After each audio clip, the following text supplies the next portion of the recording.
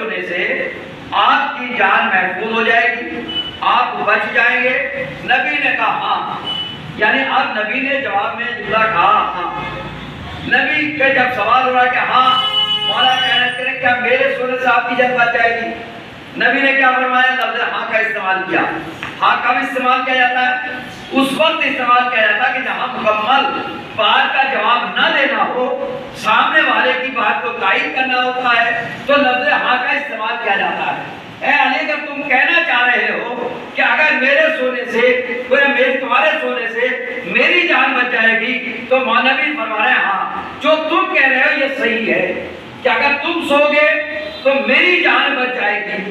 اب ظاہر ہے کہ مولا کائنات نبی کے کہنے کے مطابق، دیکھیں سوال سب سے پہلا یہ ہے، کہا جاتا سونا کسی کے اختیار میں نہیں ہے۔ آپ بچے کو سلا دیجئے، کہیے کہ سو جائے، ماں تھپک کے سلاتی ہے، لیکن بچہ سوئے گا تبھی جب بچے کو نیند آئے گی، یعنی نہ دھمکانے سے نیند آتی ہے نہ تھپکنے سے نیند آتی ہے، لیکن جب وقت نیند آ جائے تو پھر کوئی روکنے والا نہیں ہوتا ہے۔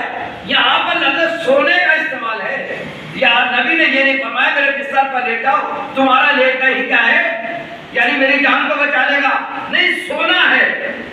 بات سونے کا معاملہ جہاں تک نہ مولا کائنات کی زندگی کا ہے، مولا کائنات کی زندگی جو ہے شب میں سونے سے گزری ہی نہیں ہے، یعنی آپ سوئے ہی نہیں ہیں، آپ کی شبیں تو عبادت میں گزری۔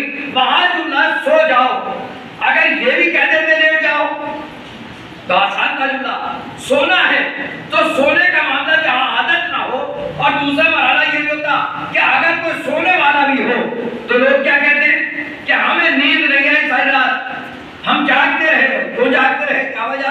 کہ بستر بدل گیا تھا، جگہ بدل گئی تھی۔ ظاہر ہے کہ اگر جگہ بدل جائے تو نیند نہیں آتی، اور نبی کہہ رہے سو جاؤ، تو اس کا مطلب یہ ہے کہ علی جہاں سو رہے ہیں وہ جگہ نہیں بدلی ہے، نہ بستر بدلا ہے، اس لیے کہ خود تہذیب بلاغہ میں مولا کائنات فرماتے ہیں کہ میری زندگی پورا میرا بچپن اسی طرح گزرا ہے، یا سینے رسول پہ گزرا ہے، یا بستر رسول پہ گزرا ہے۔ صلوات میرے محمد اللہ، ایک زندگی جو گزری ہے میرا بچپنا یا بستر رسول پر گزرا ہے یا سینے رسول پہ گزرا ہے، تو ظاہر ہے کہ اب کہاں بستر ملا؟ نبی کا بستر ملا، کہا سو جاؤ۔ مولا کائنات والا سوئے۔ بعض محترم اس بات پر اعتراض کرتے ہیں کہ یہ بتائیے کہ اگر علی سو گئے تو پھر تعجب کیا ہے؟ کیوں تعجب کیوں نہیں؟ کہ اس لیے کہ نبی نے فرمایا تھا علی سو جاؤ اور صبح میری امانتوں کو واپس کر کے چلے آنا۔ تو جب علی کی زندگی کی ضمانت لے لی، یعنی امانتیں دے کر واپس آنے کا مطلب کیا ہے؟ کہ تم زندہ رہو گے، تمہیں کوئی خطرہ نہیں ہے۔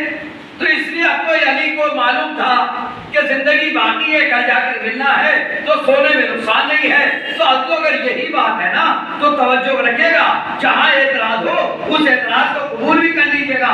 اگر علی کو اس لیے نیند آ سکتی تھی کہ نبی نے کہا تھا کہ میری امانتوں کو واپس کر کے چلے آنا، تو علی کو یقین تھا کہ یقیناً موت نہیں آ سکتی، تو پھر وہاں پر جو قرآن کہہ رہا ہے کہ جس وقت نبی کے ساتھ میں جانے والے کو رونا آ رہا تھا اور نبی منع کر رہے تھے مت رو، اس لیے کہ ان اللہ معنا، اللہ ہمارے ساتھ ہے، تو علی کو تو یقین تھا، کیا ان کو نبی پہ یقین نہیں تھا؟ انہیں کو تو یقین تھا علی پر، تو لہٰذا یہ کہ اطمینان سے سو گئے۔ لیکن وہاں جو نبی کہہ رہے ہیں نہ گھبراؤ، نہ رو، نہ گریہ کرو، اللہ ہمارے ساتھ ہے، تو پھر اس کا مطلب دو میں سے ایک جگہ کچھ نہ کچھ تو مسئلہ گڑبڑ ہے۔ اگر یہاں یقین ہے تو پھر وہاں یقین نہیں ہے، یا یہ کہو کہ جو حالات ہے اس سے ٹکرانے کا نام دلیری ہے، اس سے ٹکرانا شجاعت ہے، پھر بھی رونا نہیں ہے۔ یعنی کسی بھی اعتبار چاہیے برآمد بھی آتا ہے۔ تو مولا کائنات سوئے۔ اچھا سونے کا مرحلہ کیا ہے؟ جب یہ جو سوئے کیوں ایک مرحلہ سب سے یہ آتا مرحلہ، جس وقت نبی پاک